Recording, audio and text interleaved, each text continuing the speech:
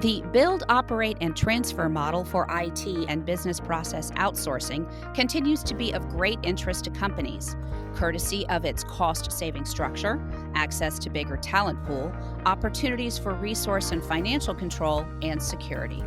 Our attorneys have been assisting clients with navigating and addressing many critical issues to be considered for successful bot structure, including intellectual property, tax, labor and employment, export compliance, privacy, and data security.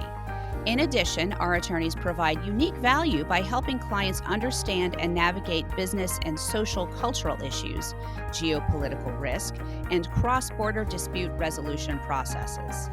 In Baker Hostetler's inaugural IP Perspectives Thought Leadership piece, the Intellectual Property Practice Group highlights myriad IP-related topics that are at the forefront of industry developments, inspired by client wins and current challenges and trends. I'm Leanne Lee, and you're listening to Baker Hosts. To provide us with insight into this topic, we have Monica Verma, a partner in the Intellectual Property Group at Baker Hostetler. Monica is the co-leader of the firm's technology and IP transactions and outsourcing team. She has more than 20 years of experience in negotiating technology contracts, including technology and IT, business process outsourcing, and bot transactions. She advises clients through every step of outsourcing and bot transactions, from strategy development and the RFP process to contract negotiation and ongoing management. Welcome to the show, Monica. Thank you, Leanne. Happy to be here. So to start us off, what is the build, operate, transfer model, and can you outline the various stages of the model?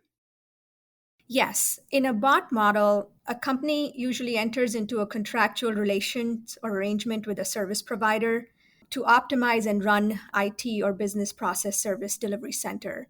The intent here is that the service provider will transfer the entire operation of that delivery center after a period of time to the company. So there are generally 3 stages to the bot model. The first stage is build stage. And during this stage, the service provider leases or purchases a space and then sets up the infrastructure, including the network and equipment that is needed for the space. And it is during this stage the provider starts the process of hiring and onboarding of resources. Then comes the operate stage. At this stage, the center is fully operational to provide services to the company, meeting the various service levels, performance standards, and other metrics that are agreed by the parties. And the service provider usually stabilizes the operation during this stage, and it takes about 2 to 4 years. And the last stage is the transfer stage. The service provider turns over the transfer of the operation to the company, including the resources, processes, infrastructure, and the office space. So how is the bot model different than the traditional outsourcing model? In the outsourcing model, there is a service contract between customer and service provider, and customer pays a recurring or fixed service fee to the service provider during the term of the contract. The obligation to provide services terminate upon termination of the contract. Now, with the bot model, it is a long-term financial investment, and there is higher visibility as to the costs involved in setting up and running the operation. And the bot model usually has a defined project lifecycle with a goal of transferring the ownership of the operation to the customer. Great. And so what are some of the high-level issues to consider? So for the bot model to be successful, it is important that the initial solution is developed by customer and service provider, keeping some of the issues that I'm going to outline in mind.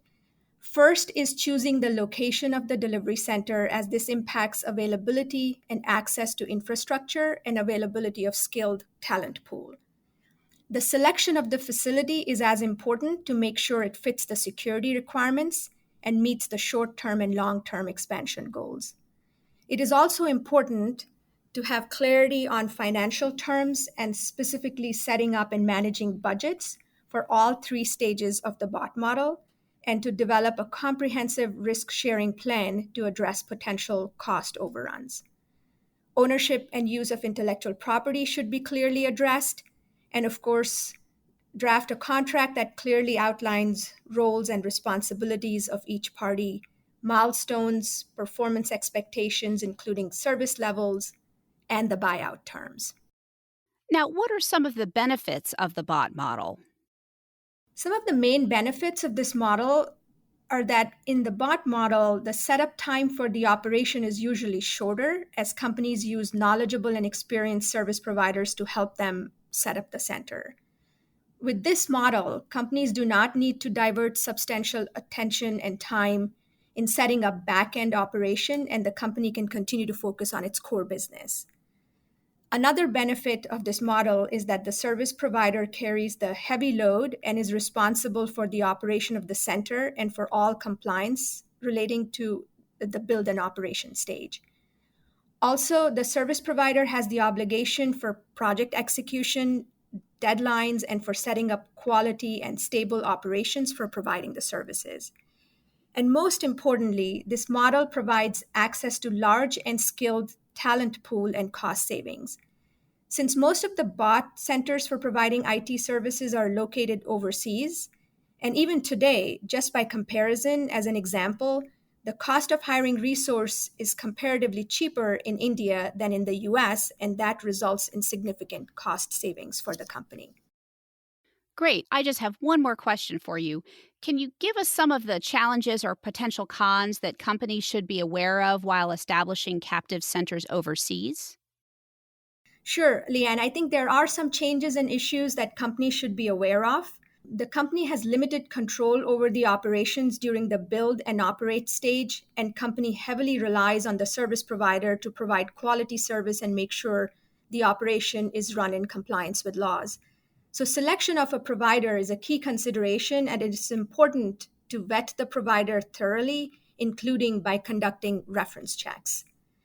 Employee retention is a challenge, and especially in countries in Asia, and it will be critical to plan ahead for the buyout stage to put measures in place for the retention of the employees so that the operation of the center can be run smoothly and without interruption. The legal and tax landscape of each country is different, and the bot model requires compliance with local regulations, laws, including tax, employment, and privacy laws, and transfer processes. So, navigating the complexities of foreign laws drives home the importance of having staff and lawyers on the team that are familiar with local practices, laws, and bureaucratic procedures. And finally, the cultural differences pose a challenge if not handled with care and understanding.